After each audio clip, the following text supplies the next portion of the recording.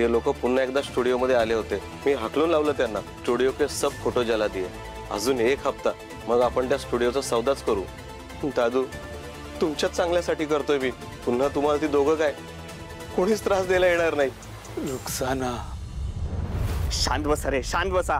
हे बघा किरकिर करू नका, जे होईल ते आता सकाळी होईल। सकाळी? साहेब साहेब ऐका ना, मग एक रिक्वेस्ट होती प्लीज, आम्हाला एक फोन करू देत ना। आमचे फोन पण तुमच्याकडे येतो, प्लीज एक फोन करू देत ना साहेब प्लीज।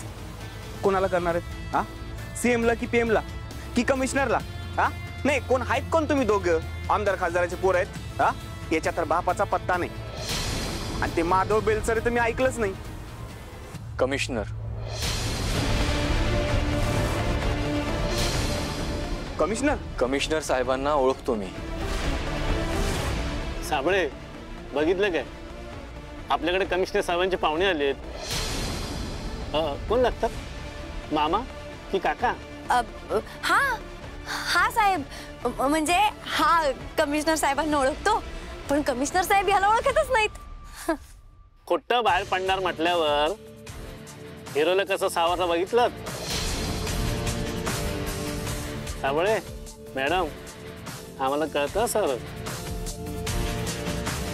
साहेब इथे येणारा प्रत्येक माणूस कमिशनर नाही तर राजकारणाचा कस काय ओळखीचा असतो? काय नाही रे, ते खोटं बोलतायत। तू ते आपल्या फाईलचं काम कर चल। केदार कंट्रोल, काय बोलतोस तू? शांत हो जरा। शांत काय तारिणी, आपल्याला काहीही करून ना लवकरात लवकर इथून निघायला हवं।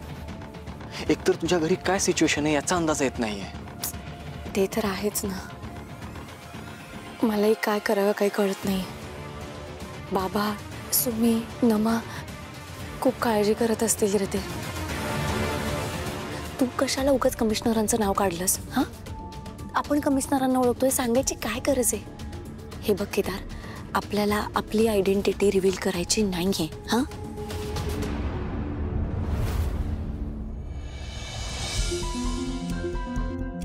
मॅम हा आज तुम्ही बेलसरांच्या घरी जाणार होतात म्हणून सगळे पेपर्स घरीच मागवले। ओके, काही अर्जंट सह्या हव्या होत्या, प्लीज कराल? या शुअर, दे ना।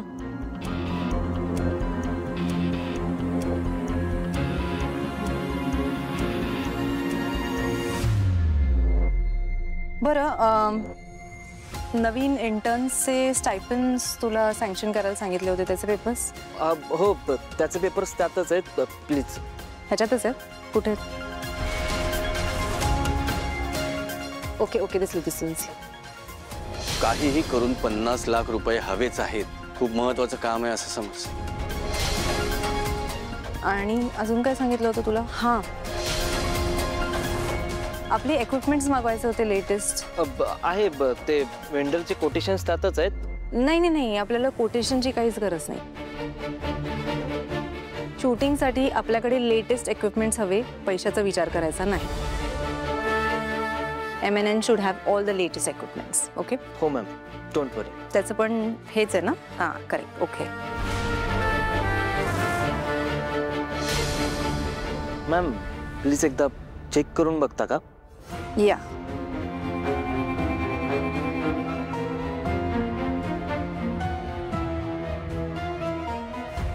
तू बघितलंयस ना सगळे पेपर्स? हो मॅम, हो। नक्की क्रॉस चेक करायला नको ना? हां,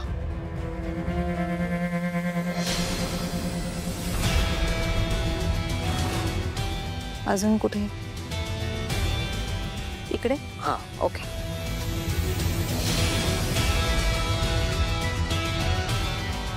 okay, done. Yes, thank you so much. Thank you ma'am. सगळे इक्विपमेंट्स मागवून ठेवा।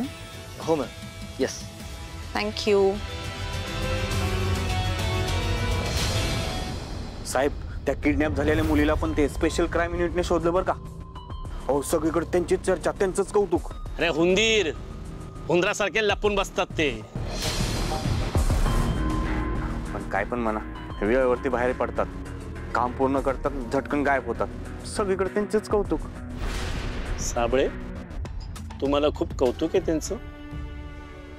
हो सर, त्यांना कौतुकाची अपेक्षा नसते, त्यांच्यासारखी कामं करणारी माणसं आहेत ना, म्हणून समाजात गुन्हेगारी कमी झाली आहे. जगासमोर न येता ती त्यांची कामं अगदी चोखरित्या करतात. पण हे असं कधी लॉकअप मध्ये जर ते अडकले ना, तरी ते कोणाला सांगू शकणार नाही साहेब. अरे केदार, काय बोलतोस तू? उगाच. काय रे हिरो, स्पेशल युनिटला बोललो तर तुला लय झोंबलं रे. लय चरबी चढली का तुला? नाही नाही नाही नाही सर, अहो त्याचं काय झालंय माहितीये का, त्याला काही झुमलं वगैरे नाही. पण हे ह्या अशा परिस्थितीत आम्ही पहिल्यांदा अडकलोय ना हो सर, त्याच्यामुळे जरा त्याची चिडचिड होतीये म्हणून. पण पण तुम्ही मोठ्या मनाचे आहात ना, तुम्ही मोठ्या मनाने त्याला माफ करा. हा, तो उगाच बोलतोय असं काहीतरी, तुम्ही नका लक्ष देऊ. हा, हो की नाही केदार? आता आपल्याला काय करायचंय, त्या पोलिसांमध्ये आणि ते स्पेशल क्राईम युनिट जे काय आहे ते त्यांचं ते बघून घेतील, हो की नाही? आपल्याला आपली दुःख आहेत की पडलेली एवढी, आपण कशाला उगाच त्यांच्याकडे लक्ष द्यायचं, हो की नाही केदार? तर जाऊ देत. सॉरी साहेब, त्याच्यावरनं मी माफी मागते तुमची. सॉरी साहेब.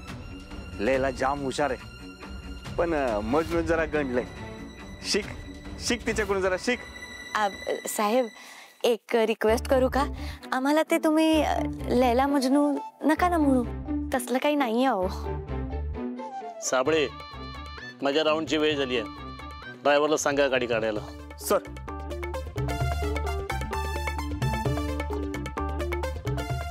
मी गणलोय? हा, मी गणलोय साहेब? केडी, काय करतोयस? शांत हो. शांत काय हो तारिणी? तो वाटेल ते आपल्याला बोलतोय. आपण आहोत का लैला मजनू? लैला मजनू बोलून गेला तो आपल्याला. तू आहेस का लैला? मी आहे का मजनू? नाही ना. आहोत का?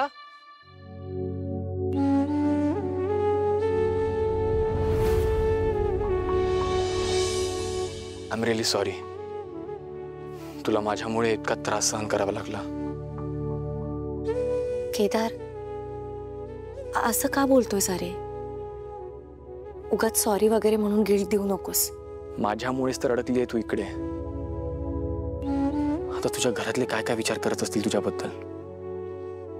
तुझी आत्या, आई तुझ्याविषयी काय काय बोलत असतील? ते सगळं आता नको विचार करूयात आपण. आणि केदार, मला जेव्हा जेव्हा गरज होती तेव्हा तेव्हा तू माझ्या पाठीशी खंबीरपणे उभा राहिलायस की नाही? केडी, स्वतःला दोष देऊ नकोस. त्या दिवशी सुद्धा मला गोळी लागत होती, पण तू माझा जीव वाचून स्वतःच्या हातावर गोळी झेललीस.